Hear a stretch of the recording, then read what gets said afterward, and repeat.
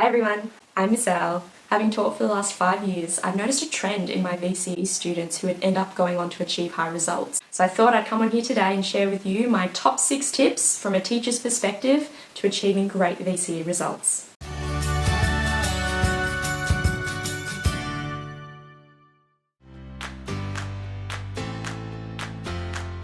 I have noticed over the years that my high achieving students are not afraid to help others. There is this misconception that VCE is survival of the fittest and you have to outwit everyone in your classroom. The reality is though that your competition is outside the walls of your school. Yes, you are competing in a way with other students from other schools, but within your class, within your year level, if you've got multiple classes of a subject, you are in this together and you need to help one another so that collectively you all achieve the best results possible. So what I've noticed is that my high achieving students are the ones who are always willing to answer questions that their peers have asked. They're willing to share their notes, share examples of their writing, and that they don't hoard them like a dragon on a pile of gold.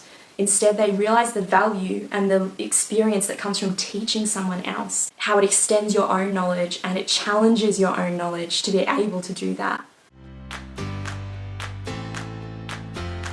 Do not spend your class time simply copying notes. Obviously, this depends on your teacher's style, and I'm speaking specifically here to business management, where we're not interpreting a text, so to say, as we would be in English. But in business management, the content is the content, but please don't spend your time frantically copying off a PowerPoint.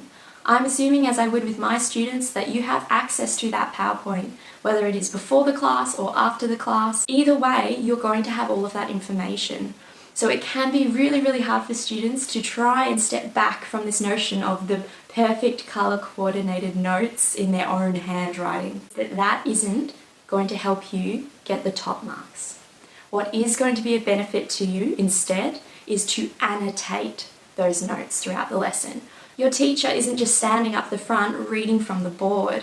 They're adding little tidbits of information. They're mentioning past exam questions on that topic that were a bit tricky. They're bringing in examples. They're explaining it in different ways. That is the information that you want to be honing in on in that lesson. So I have noticed that over the years, my students who come prepared with their notes, or even if it's just a summary from the textbook chapter, and then sit there in a different colour pen or with a highlighter and they write around that information. They draw arrows and stars and they give the examples, copy down the annotations that I am verbalising.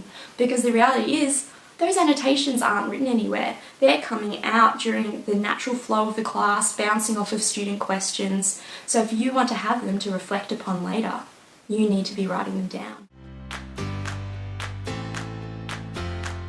It is so important to learn and master your task words. Task words are the terms in questions that tell you what to do. So define something, explain it, analyse it, etc. Every single VCE subject will have a set of these terms that come up all the time. Unfortunately though, the trick is that some of these terms have different meanings in different subjects. Business management, we have very prescriptive task words, and I'll make another video on that if you would like. Leave a comment down below if that's something you'd be interested in. But high achieving students are the ones who master them early. So print off a list, make yourself cue cards, put it up on your bedroom wall, carry it with you in your notebook for that subject. So every time you're attempting some practice questions, you can refer back to that list, confirm what does a analyse require, and you learn and routinise how to answer each type of question so that when you get to that end of your exam, it's one less thing you have to think about. You're not sitting there going, what does a describe require? Instead, you already know it, it's ingrained in your memory, and you can just go for it and answer that question. Please do not wait until September, October, swap back even to open your first VCAT exam paper. Too often I hear students tell me, but Miss, I don't want to waste last year's exam, I want to save it to do the week before our exam. I promise you it will be just as useful then if you've also used it throughout the year. What I mean by that is as you learn a piece of content, find the relevant past questions that assessed that piece of content. What task words did they use? Look at the examiner's report. What were the common mistakes for that question? Note those down, annotate them onto your own work, and attempt the question yourself so that you can get feedback from your teacher in small chunks throughout the year. The reality is, come swap back, you only have a very finite amount of time, and on average you're studying for 5 subjects. You're not going to be able to sit down with your teacher for hours on end and go through all your queries. You're one of maybe 25, 50 or more VCE students that your teacher is going to support through that time. So to get the most out of past exams, you want to be attempting the questions throughout the year in small chunks. Know your study design. Every single VCE subject has a study design.